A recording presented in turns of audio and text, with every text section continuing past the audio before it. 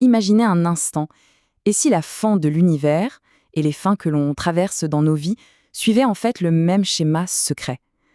C'est une idée assez vertigineuse, et c'est celle qu'on va explorer ensemble.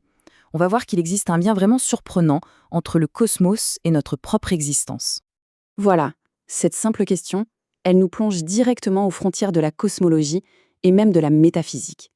C'est vraiment le point de départ d'un voyage assez inattendu, un voyage qui va nous faire passer du destin de l'univers tout entier au nôtre. Alors, pour vraiment saisir cette idée et comment une fin peut devenir un commencement, on doit d'abord regarder en face la fin la plus ultime, la plus absolue qui soit, celle de l'univers lui-même. Ce scénario, les physiciens lui ont donné un nom, la mort thermique. Qu'est-ce que ça veut dire? C'est une vision d'un avenir, mais alors un avenir très très lointain, où l'univers atteint un état d'équilibre parfait. Et qui dit équilibre parfait dit immobilité absolue. Plus rien ne bouge. Le chemin qui mène à cette fin, on peut le voir comme une pièce en 3 actes, et des actes inévitables. Le premier, l'expansion. L'univers s'étire, s'étire et dilue tout sur son passage. Deuxième acte, l'extinction.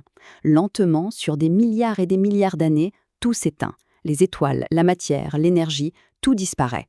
Et enfin, le dernier acte, la stase. Il ne reste qu'un vide, froid, où plus rien, absolument plus rien ne se passe. Jamais. Et c'est là que ça devient vraiment vertigineux. Pensez-y une seconde, dans un univers où plus rien ne se produit, où il n'y a plus aucun événement, eh bien les concepts de temps et d'espace, ils perdent tout leur sens. Ils n'ont plus de signification physique. Ce ne sont plus que des idées, des concepts complètement vides. Ok, mais et si ce néant absolu n'était pas si vide que ça? S'il cachait un secret, un paradoxe? Oui, un paradoxe caché au cœur même des lois de la physique quantique. C'est là que la physique quantique vient tout chambouler. Elle nous dit que notre intuition nous trompe. Le vide, ce n'est pas le néant, inerte, comme on l'a toujours imaginé. Non, c'est tout le contraire. C'est un océan de potentiel. Un champ incroyablement dynamique et fertile. Et qu'est-ce que ça implique? Ça veut dire que de nouveaux univers pourraient littéralement émerger du cadavre de l'ancien. C'est une image puissante, hein? Imaginez une sorte d'écume qui bouillonne, mais au ralenti, à la surface de l'éternité. On pourrait résumer ça par cette phrase assez poétique: l'univers, en mourant, se sème lui-même.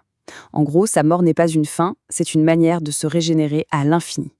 Mais alors, ce cycle fascinant de mort et de renaissance, est-ce que c'est vraiment réservé qu'au cosmos?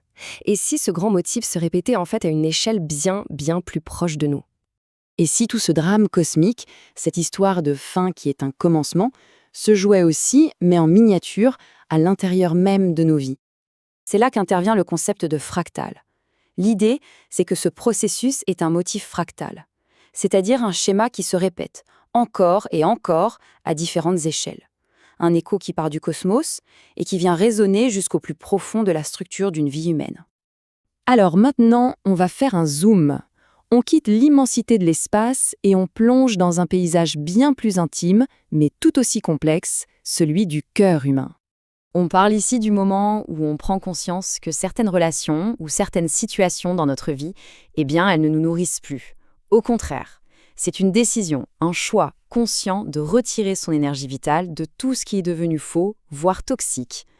Et ce qui est crucial de comprendre, c'est que cet acte, ce n'est pas un geste de haine ou de colère. Non, c'est bien plus profond. C'est un choix, presque philosophique, un choix ontologique.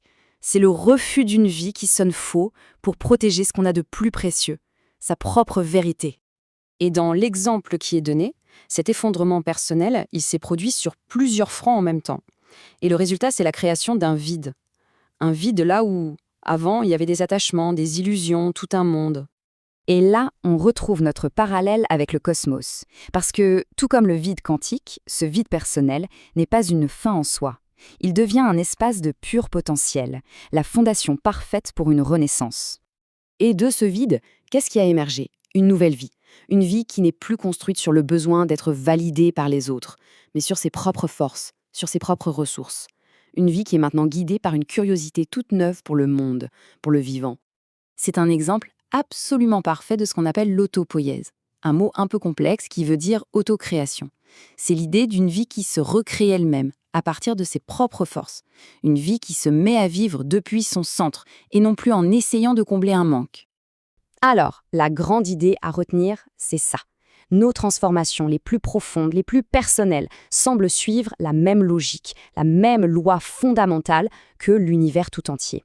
Le cycle de mort, de dissolution et de renaissance, c'est une loi universelle. Autrement dit, la fin est vraiment le commencement.